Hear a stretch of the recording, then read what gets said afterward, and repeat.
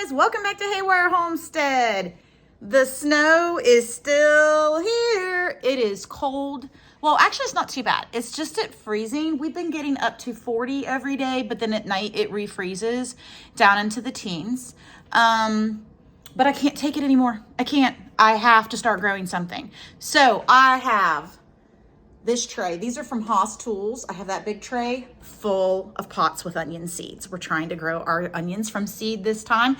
And then I'm starting this one with my brassicas. So I'm gonna have cabbage, broccoli, and cauliflower in here. I'll see how many I get and determine whether or not I have to go out and get another tray.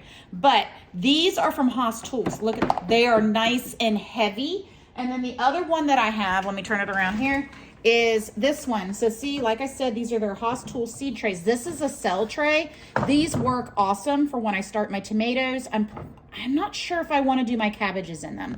So, but these are really heavy duty, indestructible, not like the flimsy seed trays that you get at the store when you go to your local little garden store, or Lowe's, any place like that. You know, I'm trying to set this up so this will work. Okay, so these, we got so tired of the regular trays that you get at like Lowe's.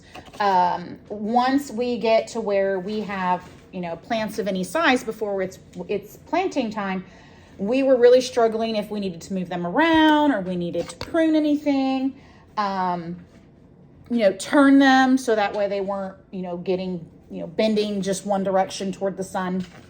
Because while we do have some regular lights, grow lights, you know, this window is so nice and big that they do get a lot of really nice mid and late afternoon sun. The sun actually comes from the front of the house and comes over. So it's kind of starts out that way and winds up kind of over toward the trees on the far side of the property. So, you know, we're getting natural light as well as the artificial light. Now, I don't buy any special grow lights. You can, they're expensive. I just get, let me see, here we go. I get these are just bar lights. You can see a couple of them up here that don't have boxes. So they have the, what are these called? Ultra UV lights, I think. Fluorescent, that's what they're called. They're called fluorescent. So we use the fluorescent lights, and they work really well. Trying to think if it tells you how many lumens are in it. Let me look and see here. 42 watts. They do have chains on them. Some of these have pull chains to turn them on and off. And I'm trying to remember if they came with bulbs and how much 4,000 lumens. So you want something with a higher lumen because you want something as close to natural sunlight as possible. Sorry, it took me a second to find that for you guys. We got this is it's a garden starter mix. So this one, my husband grabbed this from our local feed mill, and it's called Premium Tobacco and Vegetable Mix. You can use seed starter mix. You can even make your own seed starter mix. We have done that in the past. He just got me this one big 2.8 cubic foot bag to get started. I'll probably wind up making some of my own. And that I primarily use like a cow manure compost or natural compost that we have that's broken down from our horses and our goats. And everything else once it's all the way broken down. And then we add a little bit of perlite, a little bit of vermiculite into it. And then peat moss. And you can find recipes online. And we've done that before. I need to do a cost comparison to see which one is actually gonna be best. Let's see here. Right now, the onions I did this is from Baker Creek. It is a sweet yellow onion. And then I also did a Globo onion from Baker Creek. I thought I had red onion, but I don't. I do have a Spanish onion that I need to make a tray up for. And then I'm probably not going to do these yet, but I got these. These are new. This is a bunching onion, and I want to grow some of those. Let's see, the brassicas.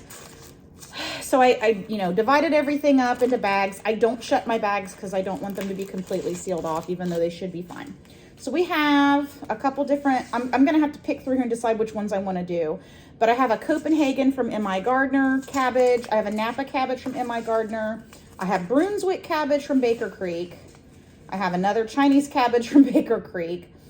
I have a red acre cabbage from Seeds for Generations. And then we have Waltham 29 broccoli. Let me see if there was any other kind of broccoli. I think I have Calabrese as well. Yeah, I have Calabrese broccoli. And then we're going to try starting our asparagus. I'm trying to decide if it says here, soak for 24 hours. So you have to soak these. So I want to start asparagus. I've got one small raised bed out there that's going to become my asparagus bed. And then I also have some cauliflower from Baker Creek.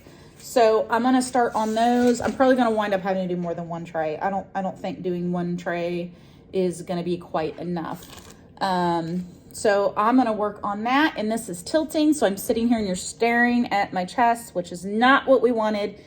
And I was too busy reading my packages to pay attention. So this is going to be a kind of weird video.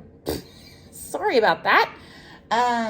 We got really lucky. Now, we've bought little pots like this before from the Dollar Tree. You can get 12 pots for $1. So super inexpensive.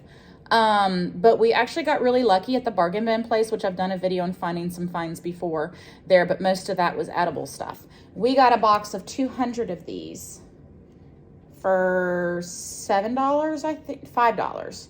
So I got several of these, and then I got some little bit bigger ones, that we found there. We also found some grow bags there, super cheap, some row cover.